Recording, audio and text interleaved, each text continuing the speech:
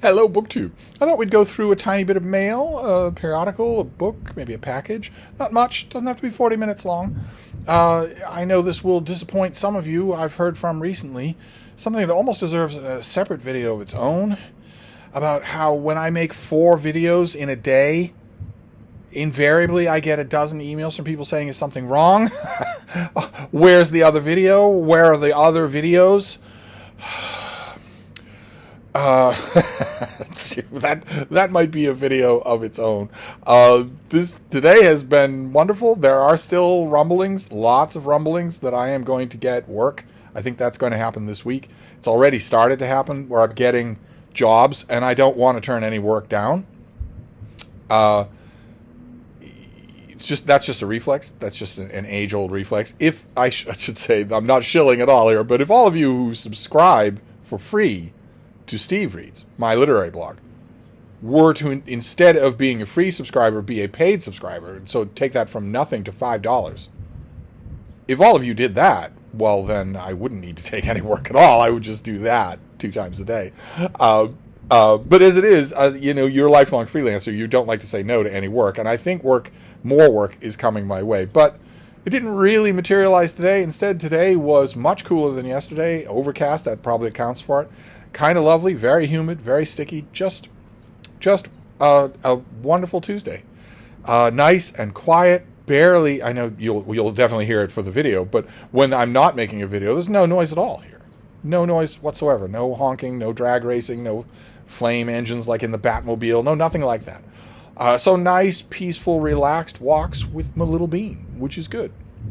And mail came. So the periodical we got is I haven't read it yet. I haven't touched it at all, but it has a semi-viral in the book world, viral for the book world essay in it, and also a little bit of stomach churning stuff. It's the TLS, Times Literary Supplement. The vaguely viral thing is the lead essay. An ex-academic decides to go a year without reading and write about it.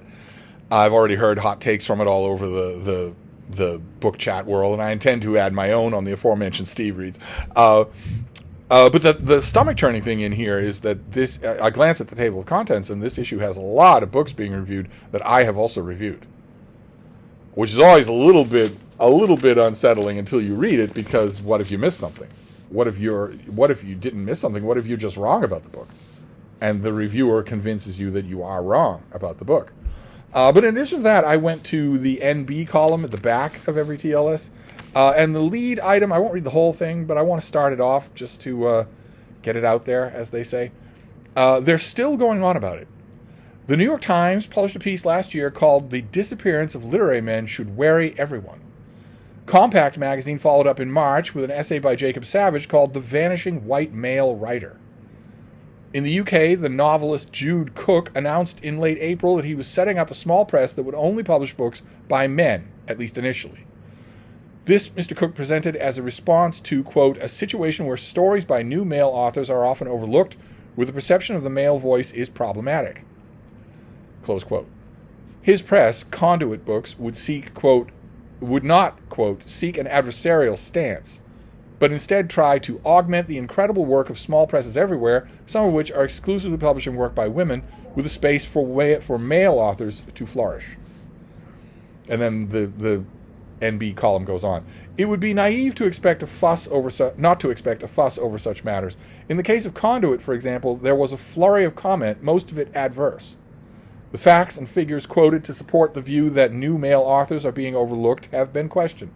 But the anecdotal arguments put forward on both sides of the debate reinforce our sense that many people are going by gut feeling rather than gut fact. For some, it appeared to be beyond question that male authors have lost out to female authors in recent times. For others, it appeared to be beyond question that this is nonsense.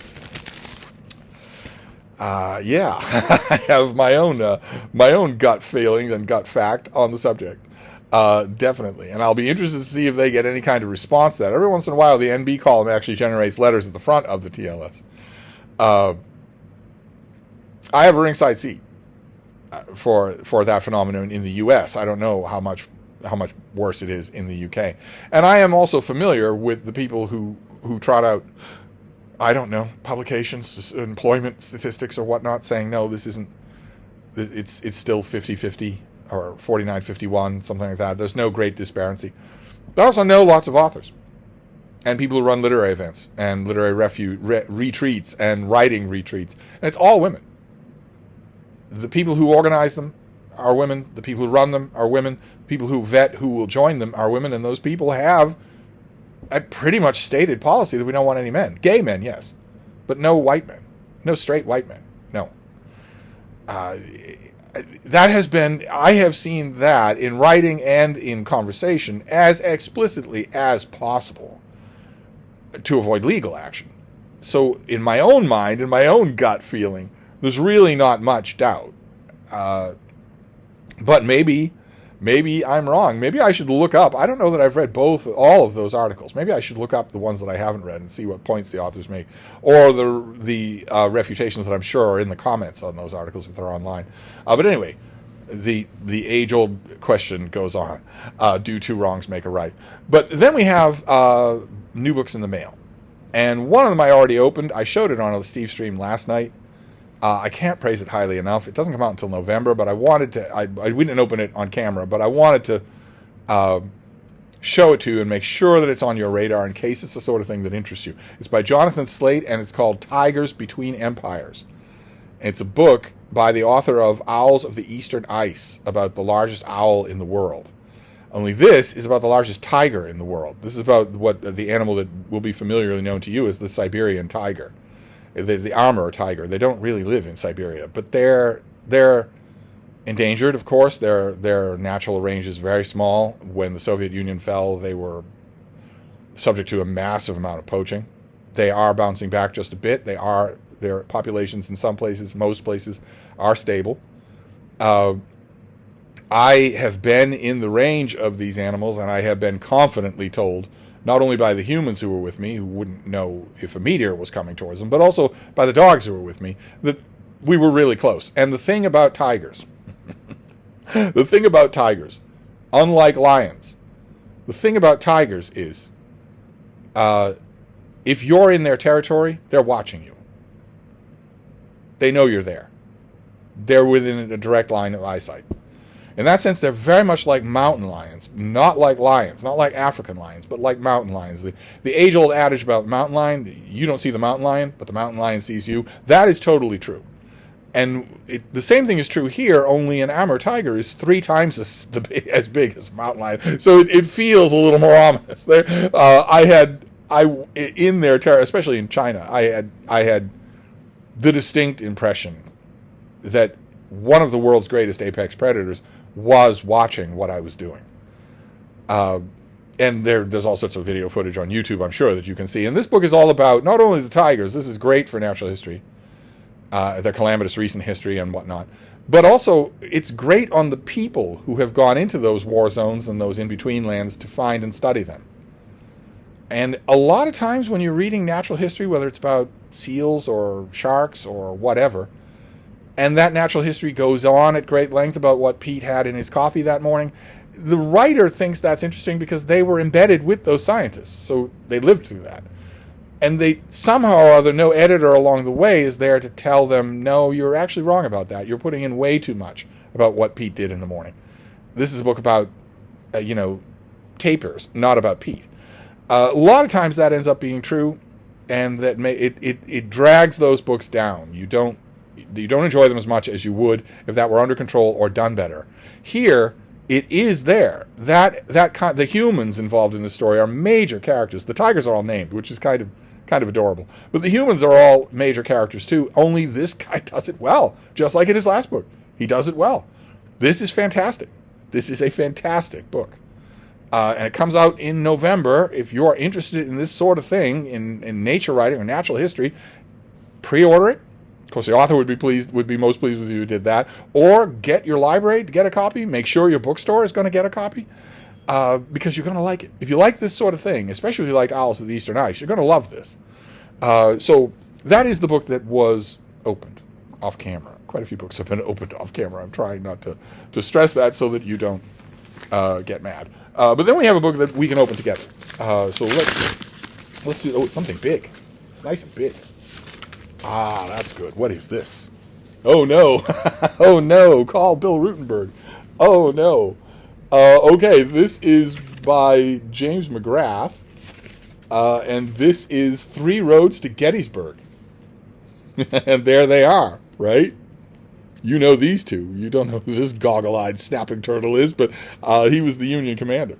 Meade, Lee, and Lincoln, and the battle that changed the war, and the speech that changed the nation. Nice big book on Gettysburg. Good Lord, this comes out in November as well. So we have 2 November books. Interesting. Okay. All right, well, I don't have a pub sheet for this. I just got an invoice. So let's just read the back here. An epic revelatory account of the Battle of Gettysburg, where George Meade, Lincoln's unexpected choice to lead the Union Army, defeated Robert E. Lee and changed the course of the Civil War, from award-winning author of James Monroe, A Life. Oh no, I thought I knew that name. Oh my, I was pretty harsh on his Life of James Monroe. I was the only review that was harsh, and I was pretty harsh on it. Oh, I wonder if I can find that. I'll try to remember to leave a link to that down below. And while I'm at it, I think Olive from a book Olive reviewed Owls of the Eastern Ice. I'll try to find that too. Okay. Well, it wasn't a bad book. Anyway, let's go on. By mid-1863, the Civil War, with Northern victories in the West and Southern triumphs in the East, seemed unwinnable for Abraham Lincoln. Robert E. Lee's bold thrust into Pennsylvania, if successful, could mean Southern independence.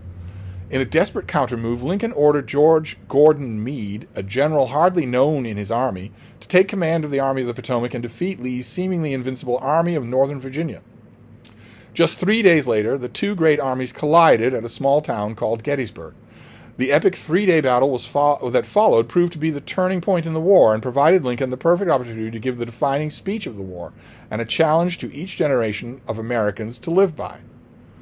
These men came from very different upbringings. Robert E. Lee, son of an aristocratic and slave-owning South, George Gordon Meade, raised in the industrious, straight-laced North, and Abraham Lincoln, from the rowdy, untamed West. Lincoln's election to the presidency in 1860 split the country in two and triggered the Civil War. Is that what triggered the Civil War? Okay. Lee and Meade found themselves on opposite sides, while Lincoln had the Sisyphean task of reuniting the country. Okay, so are we going to get, I wonder if this has a table of contents, are we going to get potted biographies of these 3 men? Yes, we are. Son of the Prairie, Son of the South, and Son of the North. Those are the first 3 chapters. And it looks like they're each 50 pages long. So you are going to get potted biographies of all 3 of those men. Then Mexico and Washington, I'm assuming that means Meade and Lee in Mexico in the Mexican War. I wonder if they knew each other. I'm trying to remember now if they knew each other, if they met. They must have met. And then eventually, so there are 12 chapters, and chapter 8 is Wednesday, July 1st, chapter 9 is Thursday, July 2nd, and chapter 10 is Friday, July 3rd. So you do get an elaborate account of the battle. Okay, great. Fantastic. All right. Well, sorry, I don't want to block the bean. That's going to be very interesting.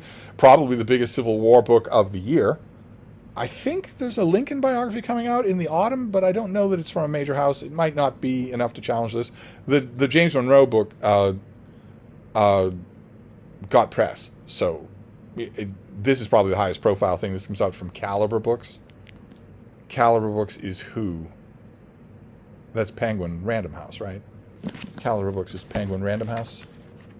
Yes? Are you going to tell me? Yeah.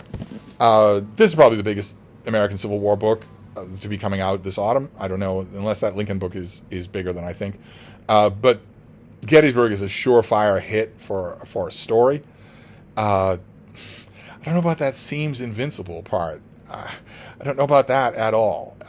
Both these generals made big mistakes at Gettysburg. The only problem was that the only problem for Lee was that he was also nuts by this point. He made, of course, the mother of all mistakes, which was to march across an open field at an entrenched enemy on elevated ground who'd had an entire day to dig in and mount their guns. That's lunacy. And if I firmly believe that by the time we got to Gettysburg, everyone who had eyes in their head knew that that was lunacy. Certainly they would learn it again in the First World War. But even here, you knew that it was lunacy. Guns don't care how valorous you are. But not only that, that was Lee, but also Meade was going at everything like it was a parabola on graph paper, with the result that his left flank was open throughout the whole length of the war, throughout the whole length of the battle. His left flank was open. And he had precious little in the way of intelligence at that end of his army to let him know if he was being turned. Gettysburg could have been a Southern victory. It definitely could have been. Meade was relatively untested, cautious, but untested. But he had an incredible edge in men and material. Either way, so this is going to be interesting. This actually reminds me of the book Three Roads to the Alamo. Wasn't that what it was called?